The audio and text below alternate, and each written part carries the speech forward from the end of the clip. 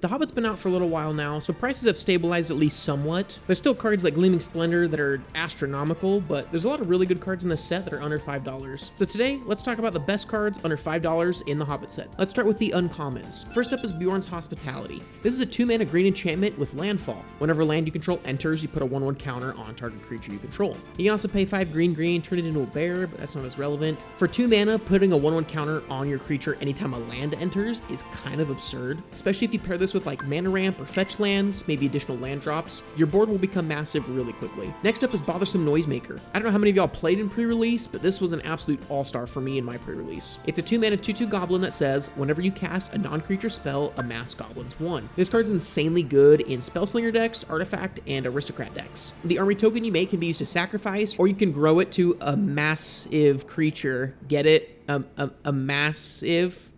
All right, let's just go to the next card. Next up, we have Elven Raftsteer. This is a 3-mana 3/2 elf pilot with landfall. Whenever land you control enters, tap a creature an opponent controls or untap a creature you control. In Commander, though, you can pair this with a creature that you can tap to put lands into play or additional land drops, and you can do some really messed up stuff. All right, enough of the uncommons. Let's talk about the good stuff, the rares. First up is Bilbo's Gambit. It's 1 and a white for an instant. You may gift a treasure, then you return a target spell to its owner's hand. If the treasure was promised, players can't cast spells this turn. This returns any spell on the stack to its owner's hands. That includes cards that can't be countered. On top of that, you can silence that player for the rest of the turn. I really don't know what they were thinking of this card, but it's not okay. Next, let's talk about Belladonna Took. She's a 2-mana 2/2 halfling citizen with whenever a token you control enters, gain 1 life if it's the first time triggering this ability. Then if it's the second, draw a card. If it's the third time, put a 1/1 counter on each creature you control. I think this will be an auto-include in any token strategy in white. Its life gain, card draw, and pumps her tokens seems kind of ridiculous. Next up is Uncover the Moonletters. This is a 4-mana blue enchantment with whenever you cast a non-creature spell, you may draw X cards, where X is the amount of mana spent to cast the spell. If you do, discard 2 cards. I had to reread this card a few times because it just seemed a little too good. If you play blue in any sort of non-creature spells above like 2-3 CMC, I'd definitely be considering this card, especially since it's a May ability. So if you cast a Brainstorm, you don't have to draw 1, discard 2. This card's just incredible. I'd pick one up soon. Next up is Along the Crooked Way.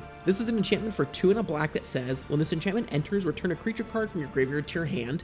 Whenever a creature card leaves your graveyard, amass goblins 1. I think this will be really good in reanimation decks, aristocrat decks, or any decks that just manipulate your graveyard. This can either give you a massive creature or can give you a token anytime you're pulling something out of the graveyard that you can sack for value. Next up, we gotta talk about one of the best cards in the set. It's Radagast. He's a 2/5 avatar wizard for 2 green, and he says the first creature spell you cast each turn costs 2 less to cast and can be cast as though it had flash. I think if your deck is primarily creatures or even a slight majority, I would really be considering this card. Finally, we have the Notary Hobbits. This is a 5-mana 1/1 halfling advisor with whenever the Notary Hobbits enters, if they aren't a token, create 2 copies of them, except the tokens aren't legendary. Then tap, add a colorless for each halfling you control. So when it enters, you make 2 more halflings that are copies of it. Then you can tap them for 3 mana each. If you play any other halflings in your deck, this is just going to be insane, but this just ramps you so incredibly quick. There's going to be a ton more videos coming out this month, so subscribe so you don't miss them, and I'll see you guys in the next one. Peace.